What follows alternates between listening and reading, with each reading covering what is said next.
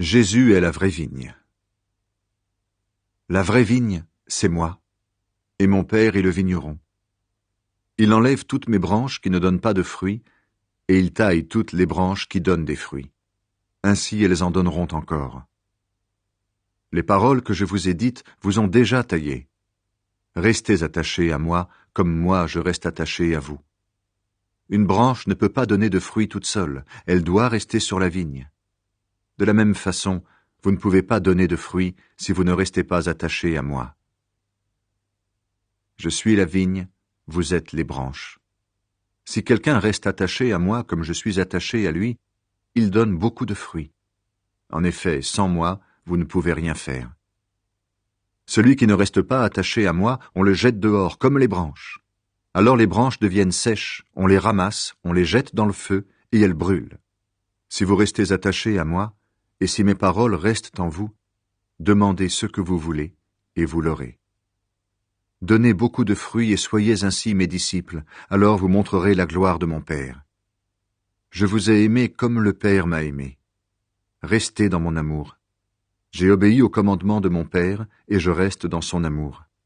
De la même façon, si vous obéissez à mes commandements, vous resterez dans mon amour. Je vous ai dit cela pour que vous ayez ma joie et pour que votre joie soit complète. Voici mon commandement. Aimez-vous les uns les autres comme je vous ai aimés. Si quelqu'un donne sa vie pour ses amis, c'est la plus grande preuve d'amour.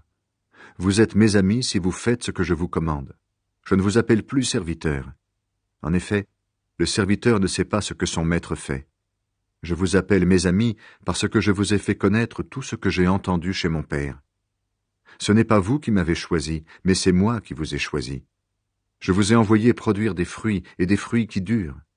Ainsi mon Père vous donnera tout ce que vous lui demanderez en mon nom. Ce que je vous commande, c'est de vous aimer les uns les autres. Le monde déteste Jésus et ses amis. Le monde vous déteste, mais vous devez le savoir, il m'a détesté avant vous. Vous n'appartenez pas au monde. Sinon le monde vous aimerait parce que vous seriez à lui. Mais je vous ai choisi et tiré du monde, et vous n'appartenez pas au monde. C'est pourquoi le monde vous déteste. Souvenez-vous de ce que je vous ai dit. Le serviteur n'est pas plus important que son maître. Les gens m'ont fait souffrir, et ils chercheront à vous faire souffrir aussi. Ils n'ont pas obéi à mes paroles, et ils n'obéiront pas non plus aux vôtres. Ils vous feront tout cela à cause de moi, parce qu'ils ne connaissent pas celui qui m'a envoyé. Si je n'étais pas venu, si je ne leur avais pas parlé, ils n'auraient pas de péché, mais maintenant ils n'ont pas d'excuse pour leur péché. Celui qui me déteste, déteste aussi mon Père. Si je n'avais pas fait chez eux des actions que personne d'autre n'a faites, ils n'auraient pas de péché. Mais maintenant, ils ont vu ce que j'ai fait, et ils nous détestent, moi et mon Père. Dans leur loi, on lit « Ils m'ont détesté sans raison ». Ils nous détestent pour que cette parole se réalise. Je vais vous envoyer de la part du Père celui qui va vous aider. C'est l'Esprit de vérité qui vient du Père. Quand il viendra, c'est lui qui sera mon témoin. Et vous serez mes témoins, parce que vous avez été avec moi depuis le début. Je vous ai dit cela pour que vous ne perdiez pas la foi. On vous chassera des maisons de prière, et même le moment arrive où tous ceux qui vous tueront croiront servir Dieu de cette façon. Ils feront cela parce qu'ils n'ont connu ni le Père ni moi. Je vous l'ai dit à l'avance, ainsi, quand ce moment arrivera, vous vous souviendrez que je vous l'ai dit. L'Esprit de vérité va venir. Je ne vous ai pas dit ces choses dès le début, parce que j'étais avec vous.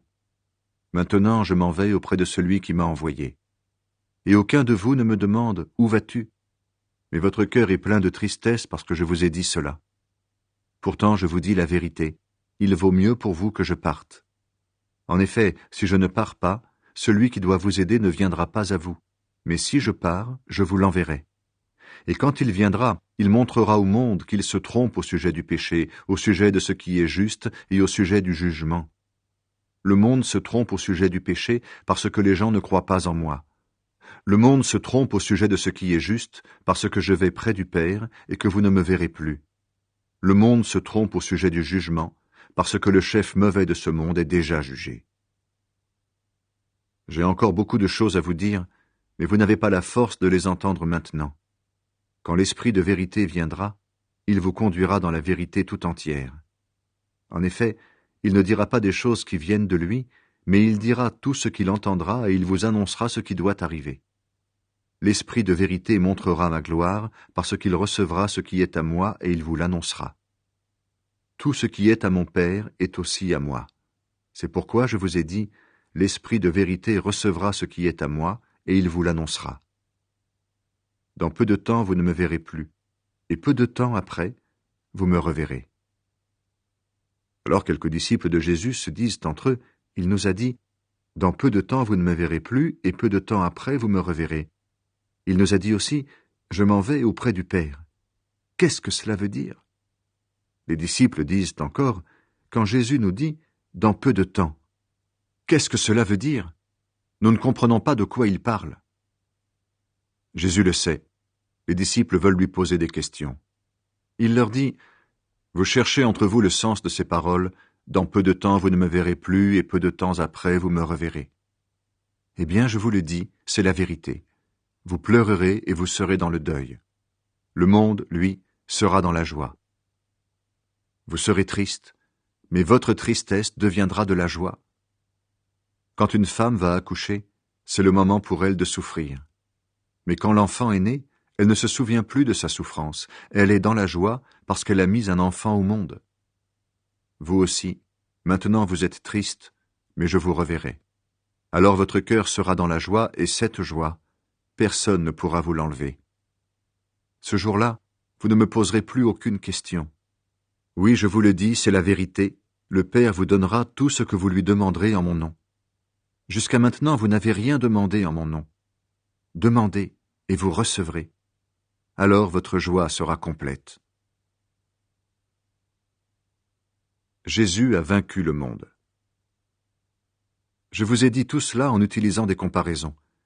Mais le moment arrive où je n'utiliserai plus de comparaisons, je vous parlerai du Père clairement. Ce jour-là, vous prierez en mon nom, et je ne vous dis pas que je prierai le Père pour vous. En effet, vous m'aimez, et vous croyez que je suis venu de Dieu. C'est pourquoi le Père lui-même vous aime. Je suis venu du Père et je suis entré dans le monde. Maintenant, je quitte le monde et je m'en vais près du Père. Les disciples de Jésus lui disent, « Voilà, maintenant tu parles clairement, tu ne parles plus en utilisant des comparaisons. Maintenant, nous savons que tu sais tout et tu n'as pas besoin qu'on te pose des questions. Pour cela, nous croyons que tu es venu de Dieu. » Jésus leur répond, « Vous croyez maintenant? Eh bien, le moment arrive, et il est déjà là, où vous partirez de tous les côtés, chacun pour soi, et vous me laisserez seul. Pourtant je ne suis pas seul, parce que le Père est avec moi. Je vous ai dit cela pour que, par moi, vous ayez la paix. Dans le monde, vous allez souffrir. Mais soyez courageux. J'ai vaincu le monde. Jésus prie pour ses disciples. Après que Jésus a dit cela, il lève les yeux vers le ciel et il prie. Père, le moment est arrivé. Donne de la gloire à ton Fils, pour que ton Fils te donne de la gloire. Tu lui as donné le pouvoir sur tous les êtres humains. Alors il donnera la vie pour toujours à tous ceux que tu lui as donnés. Et la vie pour toujours, c'est te connaître, toi, le seul vrai Dieu, et connaître celui que tu as envoyé, Jésus-Christ. Je t'ai donné de la gloire sur la terre et j'ai fini tout ce que tu m'as donné à faire. Maintenant, Père, donne-moi cette gloire que j'avais auprès de toi avant que le monde existe. J'ai fait connaître ton nom aux hommes. Tu les as pris dans le monde pour me les donner. Ils étaient à toi, tu me les as donnés, et ils ont obéi à ta parole. Maintenant, tout ce que tu m'as donné, ils savent que cela vient de toi. En effet, je leur ai donné les paroles que tu m'as données. Ils les ont reçues. Ils savent vraiment que je suis venu de toi, et ils croient que tu m'as envoyé. Moi, je prie pour eux. Je ne prie pas pour le monde, mais je prie pour ceux que tu m'as donnés. Oui, ils sont à toi. Tout ce qui est à moi est à toi. De même,